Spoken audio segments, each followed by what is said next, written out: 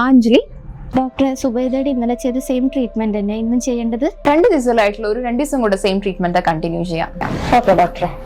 എന്തുപറ്റി Anjali, mask കിട്ടിട്ടുണ്ടല്ലോ, called ആണോ? അല്ല ഡോക്ടറെ, എന്റെ മുഖത്ത് കംപ്ലീറ്റ് മുഖക്കുരു വന്നിട്ടാണ്. എല്ലാരും പറയുന്ന ഓയിലി സ്കിൻ എന്നാ. ഓയിലി സ്കിൻ കൊണ്ട് മാത്രമല്ല അഞ്ജലി ആക്നെ വരുന്നത്. നമ്മുടെ സ്ട്രെസ്, ഹോർമോൺസ്, ഡയറ്റ്, ഇംപ്രോപ്പർ ആയിട്ടുള്ള ഫേസ് ക്ലീനിങ് അല്ലെങ്കിൽ കോസ്മെറ്റിക് യൂസ്, ഡാൻഡ്രഫ് കാരണമല്ല ആക്നെ വരാറുണ്ട്. ഇത് മാറാൻ എന്താ വഴി ഡോക്ടറെ? ഫസ്റ്റ് ആക്നെ വരുന്നതിന്റെ റീസൺ കണ്ടുപിടിക്കുക, അല്ലെങ്കിൽ ഏത് ടൈപ്പ് ഓഫ് ആക്നെയാന്നുള്ളത് കണ്ടുപിടിക്കുക.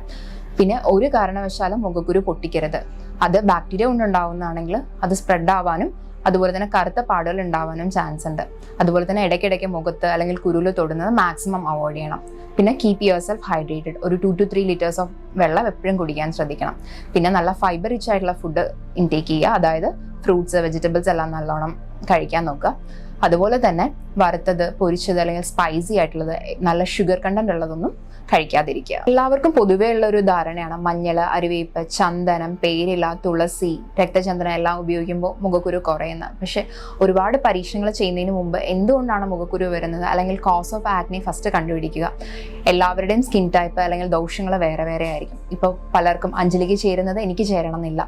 അതുകൊണ്ട് തന്നെ ഒരുപാട് എക്സ്പെരിമെന്റ്സ് ചെയ്യാതെ കറക്റ്റ് ഏതാണെന്നുള്ളത് ആപ്റ്റായിട്ടുള്ള പ്രൊഡക്റ്റ് സെലക്ട് ചെയ്യുക. ആയുർവേദത്തിൽ മുഖക്കുരുവിന് പലതരം ട്രീറ്റ്മെന്റ്സ് ഉള്ളത്. ഇന്റേണൽ മെഡിസിൻസ്, അതേപോലെ എക്സ്റ്റേണൽ തെറാപ്പീസ് എല്ലാം ഉണ്ട്.